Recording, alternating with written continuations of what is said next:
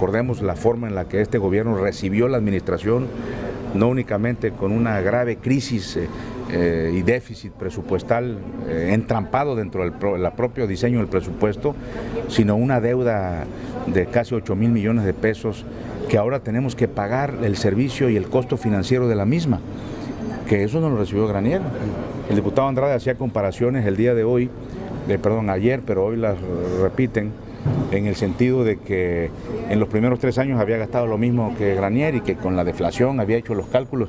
Sí, pero a ver, el dólar cuando Granier costaba 13 pesos, hoy cuesta 20 pesos. ¿Cuánto costaba la gasolina? ¿Cuánto cuesta ahora? ¿Cuánto era el salario mínimo? ¿Cuánto eran salarios de los funcionarios? O sea, realmente hace comparaciones irrisorias. No se pueden comparar los presupuestos de esa manera.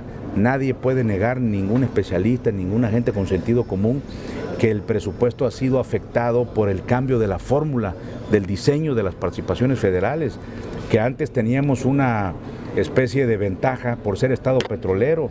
Yo quiero decirles a ustedes que en los estados donde Pemex no tiene actividad, ciertamente, pues no genera esa parte de dinamismo de la economía que Pemex genera donde actúa, donde trabaja, porque generan empleos, generan empresas que contratan gente, de gentes de buenos niveles, que rentan casas, que consumen y gastan su dinero.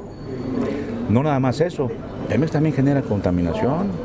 Pemex también genera conflictos sociales en las comunidades, donde tiene una actividad permanente, y si no, lo vivimos desde los tiempos de González Pedrero con el Pacto Ribereño y todas las afectaciones que hubieron. Entonces, Pemex debe resarcir, y el gobierno federal debe resarcir a los estados que tienen actividad petrolera, no únicamente por una cuestión de justicia distributiva. Por justicia distributiva entiendo que hay que darle también un poquito más a los que más aportan. Yo no estoy diciendo que estados como Tlaxcala, que no tienen una gran economía, que no tienen petróleo, si no se les diera dinero, pues se ahogaría la gente ahí. Yo creo que el pacto federal, como en el diseño que tiene, pues hay que ayudar a todas las entidades federativas.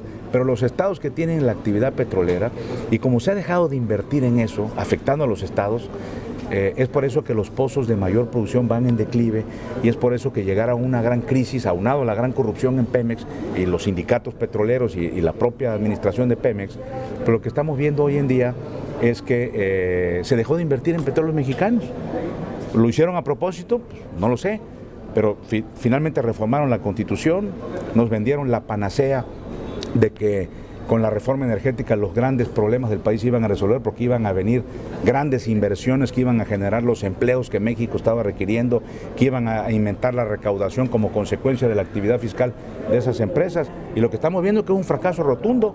No han sabido qué hacer con la reforma constitucional, y hoy nos tienen entrampados al país, y obviamente a los estados que producen petróleo pues nos llevaron al traste, porque cambió la fórmula de participación a la cuestión poblacional, y ahora, pues como dice Manuel Andrade, pues los estados que tienen más población pues tienen más dinero, sí, pero no tienen los problemas que tienen donde está Pemex. Nosotros requerimos de esos recursos para seguir financiando el desarrollo de Tabasco.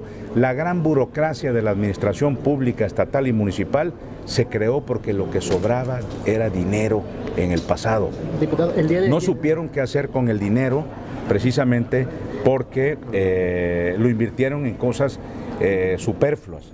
No invirtieron en el desarrollo alternativo, en la diversificación de la economía hacia el campo, hacia la agroindustria, para poder darle a Tabasco alternativas para cuando el petróleo se acabara. Y otro tema muy grave, con motivo de la reforma energética, se estableció que en el 2018, y esto es muy importante decirlo, se estableció que en el 2018 se iban a liberar las gasolinas, cosa en la que no se estuvo de acuerdo, pero es parte de la lógica de la reforma energética, la liberalización.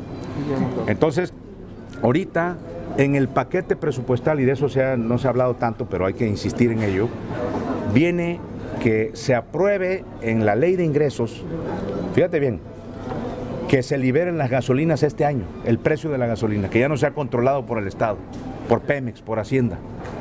¿Esto qué quiere decir?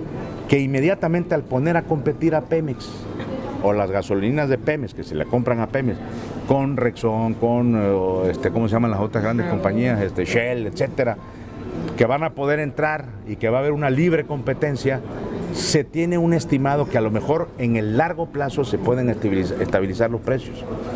Pero en el arranque va a haber un aumento más o menos calculado del 8% de la gasolina. Y eso no lo han dicho con claridad y nosotros no estamos de acuerdo en eso. Yo creo que hay que insistir en que no se permita eso en el paquete, en la discusión de la ley de ingresos que está en el Congreso Federal. Y el PRD va a votar en contra con un grupo de aliados que estamos precisamente propugnando para que no se permita que se dé esa liberalización este año, sino que se pueda ir pensando gradualmente a largo plazo para no afectar a la población. De por sí los recortes afectan a la población, pues ahora imagínate, esto es un golpe, una estocada trapera al corazón de los mexicanos, ¿eh?